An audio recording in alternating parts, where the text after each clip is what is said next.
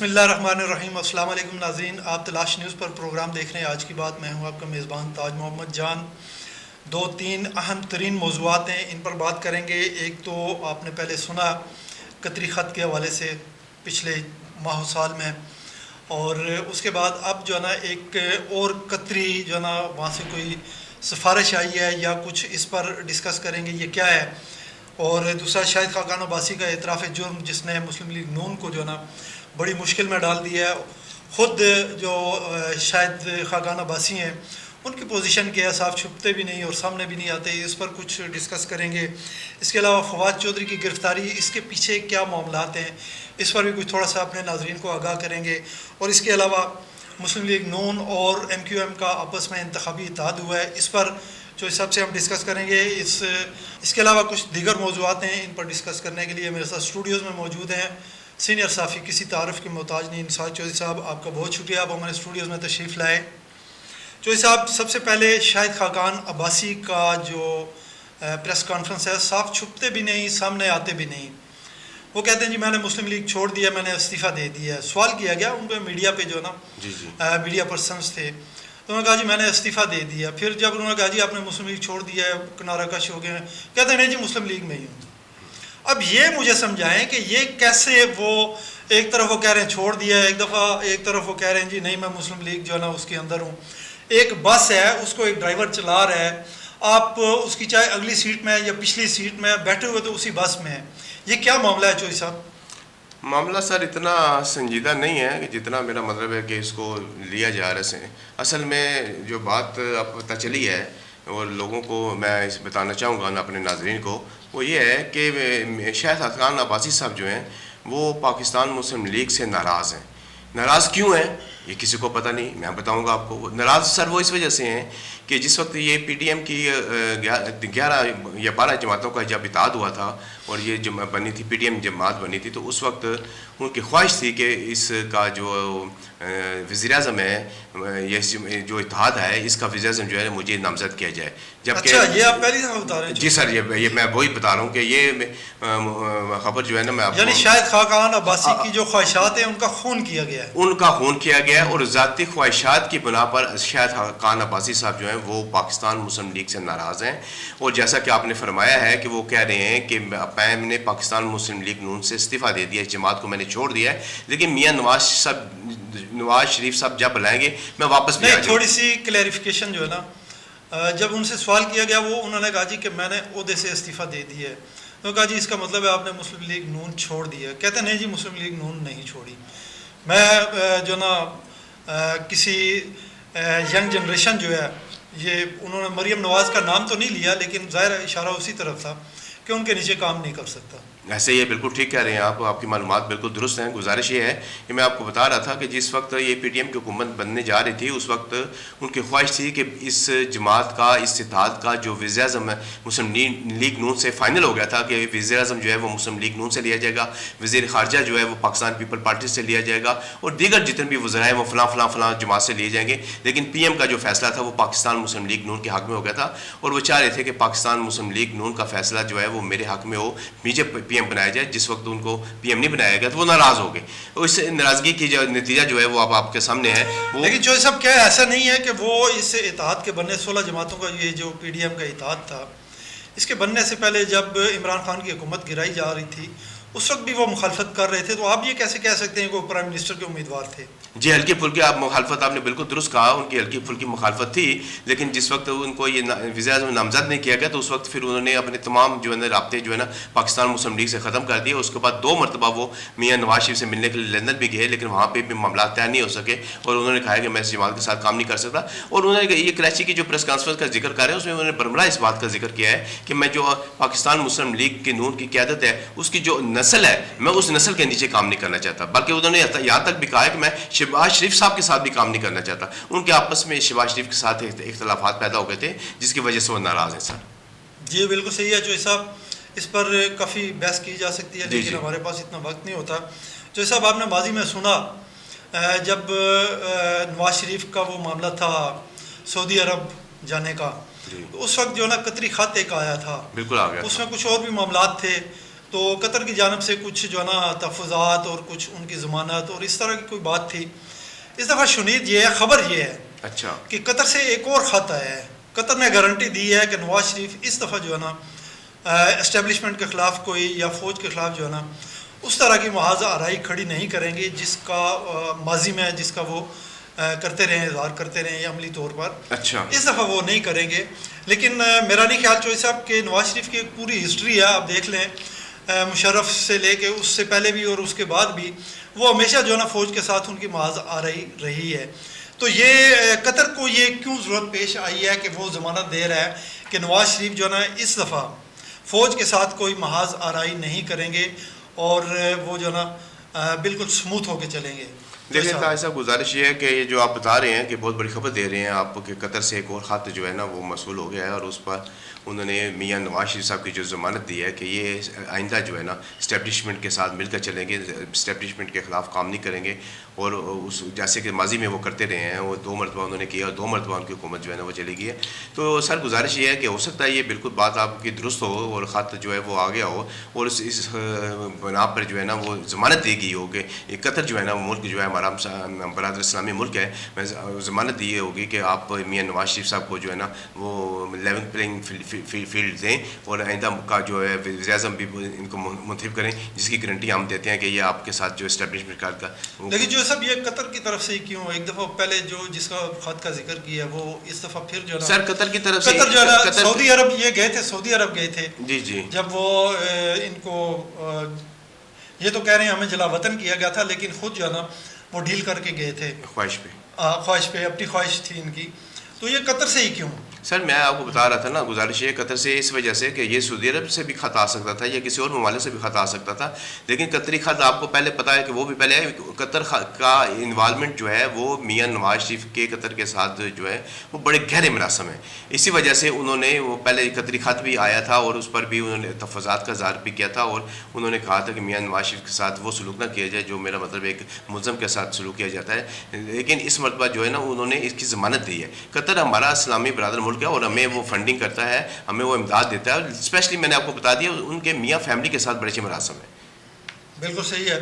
اچھا چودھری صاحب، فواد چودھری صاحب کی جو گرفتاری ہے ان کو جس طرح پیش کیا گیا، پھر ان پر جو پرچہ بنایا گیا 50 لاکھ روپے بتایا یہ گیا ہے پرچے میں جو اس میں درج ہے کہ انہوں نے 50 لاکھ روپے کسی شہری سے لیے ہیں. کس لیے؟ کہ نوکری دلوانے کے لیے.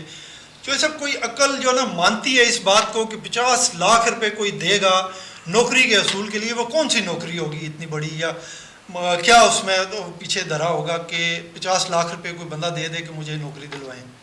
ہاں طاہر صاحب، گزارش یہ ہے کہ یہ پرچہ جو ہے اسلام آباد کے تھانہ اپارہ میں درج ہوا ہے اور جیسا کہ آپ نے بتایا کہ 50 لاکھ روپیہ جو ہے نا وہ کسی آدمی نے یہ درخواست دی ہے تھانے میں کہ مجھ سے 50 لاکھ روپے لیے گئے ہیں نوکری کی مد میں کہ یہ مجھے نوکری دلوائیں گے اور مجھے نوکری بھی نہیں دلوائی گئی اور پیسے بھی واپس نہیں کیے گئے. یہ تھی ایف آئی آر کا متن. تو لیکن اس کو نہ تو ذہن مانتا ہے، نہ میرا مطلب ہے کہ کوئی اور بھی اس کو ادارہ مانے گا. لیکن فواد چودھری صاحب کو جو تھا نا پکڑنا دوبارہ وہ مقصود تھا اور ان کی دوبارہ گرفتاری جو تھی وہ ہونی تھی، جس کی بنیاد پر ان کے خلاف یہ جھوٹا مقدمہ میں سمجھتا ہوں کہ دائر کیا گیا ہے. اچھا چودھری صاحب، میں آپ کو یہاں پہ خبر دوں. جی دیں نا سر. فواد چودھری کی گرفتاری جو ہے نا وہ عمل میں لائی گئی ہے وہ ایک بڑی خاص شخصیت جو ہے نا اس کی خواہش پر. اچھا. ان کی خواہش تھی کہ فواد چودھری کو جو ہے نا وہ کیا جائے. پھر یہ بھی بتایا جا رہا ہے وہ شخصیت کون سی تھی وہ میں آپ کو پہلے بتا دیتا ہوں، مریم نواز. اچھا، ان کی کہنے پہ جی خبر جو گردش کر رہی ہے کہ ان کی خواہش پہ ان کو جو ہے نا گرفتار کیا گیا. فواد چودھری پاکستان تحریک انصاف کو چھوڑ چکے تھے. پھر ان پر جو ہے نا یہ بتایا جا رہا ہے کہ دباؤ تھا کہ استحکام پاکستان پارٹی جو ہے اس کا جلسہ کروائیں آپ جہلم میں. اس سے وہ انکاری ہوئے. ایک یہ بھی الزام ہے ان پر. لیکن ظاہر ہے یہ الزام جو ہے نا پرچے میں تو درج نہیں ہو سکتا. وہاں پہ تو کوئی انہوں نے بنانا تھا اور اس میں پھر وہ انہوں نے 50 لاکھ روپے جو ہے نا رشوت لینے کا الزام لگا کے ان کو وہ کیا ہے. اچھا چودھری صاحب، یہ تو ہو گیا. لیکن ان کو جب پیش کیا گیا ہتھ کڑیاں لگی ہوئی ہیں اور ان کو جو ہے نا بالکل ڈھانپا ہوا ہے چادر سے تو کیا یہ کوئی بنیادی حقوق کی خلاف ورزی کے زمرے میں نہیں آتا اس طرح کا سلوک ان کے ساتھ جو ہو رہا ہے؟ نہیں دیکھیں جی، گزارش یہ ہے کہ فواد چودھری صاحب ہمارے ملک کے بہت بڑے سیاستدان ہیں اور 2 مرتبہ وکیل بھی ہیں سپریم کورٹ کے وکیل ہیں، اس کے بعد وہ سابق ہمارے وزیر بھی ہیں، اطلاعات کے وزیر بھی رہے ہیں. ان کے منہ کے اوپر کپڑا ڈال کے پھر ان کو کڑیاں لگا کے پیش کرنا یہ بالکل تصدیق آمیز رویہ ہے ان کے ساتھ اختیار کیا گیا ہے. میں سمجھتا ہوں کہ ایسا رویہ ان کے ساتھ اختیار نہیں کرنا چاہیے تھا. لیکن جیسا کہ آپ نے بتایا ہے کہ وہ پاکستان تحریک انصاف، پاکستان استحکام پارٹی میں جو ہے وہ کھل کر شامل نہیں ہوئے تھے، نہ ہی پھر انہوں نے پاکستان شامل تو نہیں ہوئے، جو شامل نہیں ہوئے نا. میں کہہ رہا ہوں کھل کے شامل، میرا سے مراد ہے کہ انہوں نے ایک میٹنگ میں شرکت ضرور کی تھی، پہلی میٹنگ جس میں انہوں نے اپنا منہ بھی چھپایا ہوا تھا، ایسے منہ کے اوپر ہاتھ رکھا ہوا تھا. میں اس حوالے سے بات کر رہا ہوں کہ وہ میرا مطلب ہے کہ اس میٹنگ میں گئے ضرور تھے، لیکن انہوں نے شمولیت کا اعلان جو ابھی تک نہیں کیا تھا.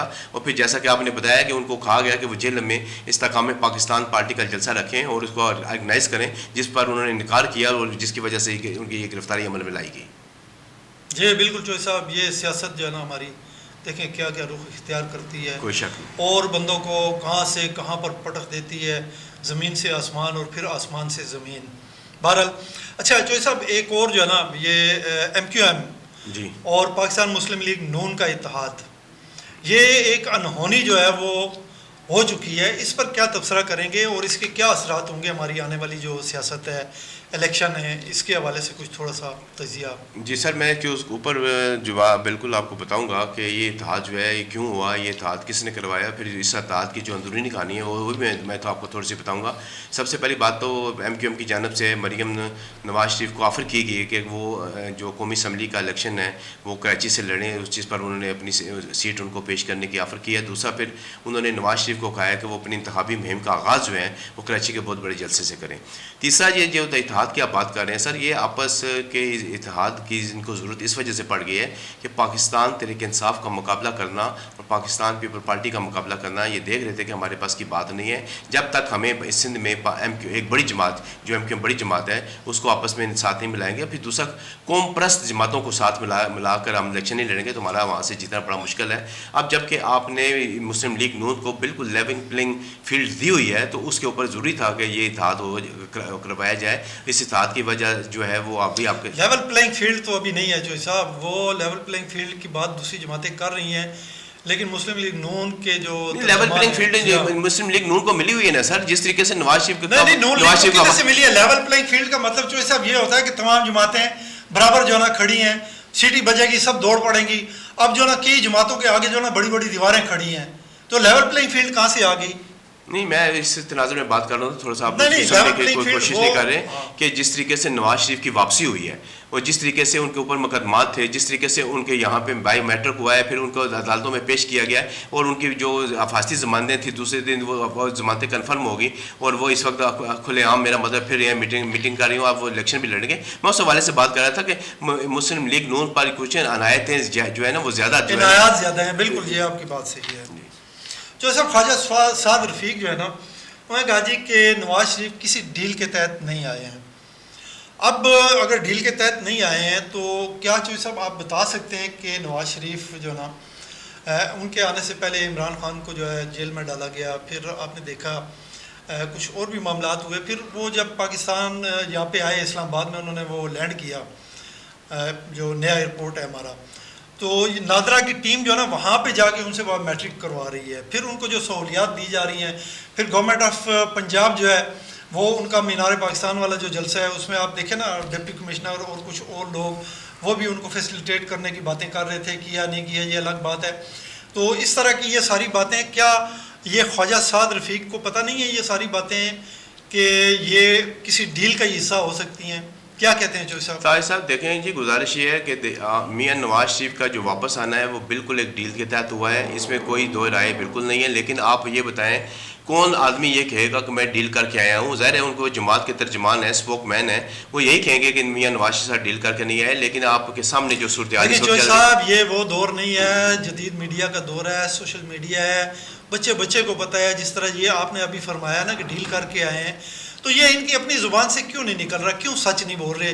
کیوں اپنے آپ کو سچا ثابت نہیں کر رہے؟ صادق و امین کیوں نہیں بن رہے لوگوں کے سامنے؟ لوگ تو کہتے ہیں یہ جھوٹ بول رہے ہیں، بچہ یہی کہہ رہا ہے. تو آپ کی بات دیکھیں نا درست ہے نا. میں بچہ اگر کہہ رہا ہے تو میں نے بھی آپ کو بتا دیا ہے کہ وہ جناب ڈیل کر کے آئے ہیں, ڈیل کے تحت ہی میاں نواز شریف پاکستان آئے ہیں, اور ڈیل کے تحت ہی آپ کو میں بتا رہا تھا پہلے بھی 1-2 پروگرام میں بتایا ہے کہ وہ اس ملک کے چوتھی مرتبہ جو ہے وزیر اعظم بننے جا رہے ہیں. یہ آپ دیکھ لیجیے گا, الیکشن زیادہ دور نہیں ہے. اب اس مسلم لیگ جو ہے وہ اب وہ مسلم لیگ نہیں ہے, یہ ایم کیو ایم کا جو اتحاد آپس میں ہوا ہے یہ کس نے کروایا ہے؟ یہ بھی تو دیکھیں نا, اتنی جلدی اتحاد ہو گیا. بتائیں نا جی, اس پہ ڈیٹیل بتائیں. یہ اتحاد جو ہے میرا مطلب ہے کہ اتنا جلدی ایم کیو ایم کو انہوں نے دعوت دی, آئے ملے اور پہلی ملاقات میں اتحاد ہو گیا. حالانکہ اس کے اوپر کوئی بیٹھ کے مشاورت ہونی تھی, اس کے اوپر کوئی اور دیگر چیزیں پہلی نظر میں ان کی آپس میں محبت ہوگی. اور یہ اتحاد جو ہے وہ کروایا گیا ہے. میں نے پہلے بھی بتایا کہ پاکستان تحریک انصاف سے خائف ہو کر, پاکستان پیپل پارٹی سے خائف ہو کر اتحاد کرایا گیا, جبکہ پاکستان پیپل پارٹی کے جو رہنما ہے جو مولا بخش چانڈیو ہیں اور مصعب وہاب ہیں, انہوں نے اپنے خدشات کا ظاہر کیا ہے. انہوں نے کہا ہے کہ یہ برملا انہوں نے کہا ہے کہ ہمیں اس جو اتحاد ہوا ہے یہ غیر منطقی سا اتحاد ہے, ہمیں اس کے اوپر کوئی خائف نہیں ہے, ہمیں اس اتحاد سے کوئی خطرہ بھی نہیں ہے. لیکن انہوں نے ایک اور بات کی ہے جو مولا بخش چانڈیو نے ایک ٹی وی پہ پروگرام احمد میر صاحب کے ساتھ ان کا ہوا ہے, اس میں کہا ہے کہ ہمارا اتحاد جو ہے سندھ کی حد تک پاکستان تحریک انصاف کے ساتھ ہو سکتا ہے, کیونکہ تحریک انصاف کوئی ہماری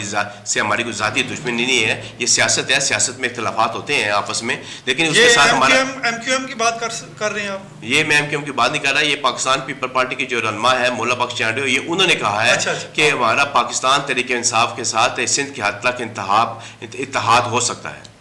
اچھا جی چلیں, اب یہ دیکھیں آنے والے دنوں میں کون کس کے ساتھ بیٹھتا ہے. لیکن ایک بات جو نا موجودہ جو سیاسی منظرنامہ ہے جو اس میں بالکل واضح ہے, کوئی شک شبہ نہیں ہے کہ آنے والے الیکشن میں جو نتائج ہوں گے اس کے نتیجے میں حکومت جو بنے گی وہ کوئی ایک جماعت نہیں ہوگی, بلکہ جس طرح پی ڈی ایم کی گورنمنٹ ہم نے بھگتائی ہے 16 ماہ, اسی طرح 2-3-4 جماعتیں جو نا مل کے کولیشن گورنمنٹ بنائیں گی, اور وہ بھی چوں کا مربع ہوگا. اور اس میں دیکھیں نا, نہ کوئی ذمہ داری لے گا اور نہ گورنمنٹ جو ہے وہ کوئی جو پرائم منسٹر ہوگا جس جماعت کا بھی, وہ کوئی اگر غلط ہوتا ہے تو وہ اپنے ذمہ نہیں لے گا. تو یہ اس طرح کی صورتحال ہوگی. بہرحال جو صاحب ہمارے پروگرام کا وقت ختم ہوتا ہے, میں آپ کا شکریہ ادا کرتا ہوں, آپ نے بڑا عمیق تجزیہ کیا. میں اپنے ناظرین سے بھی اس دعا کے ساتھ اجازت چاہتا ہوں کہ جہاں رہیں خوش رہیں, اپنا خیال رکھیے گا, اپنے ارد گرد کے لوگوں کا خیال رکھیے گا. اللہ حافظ.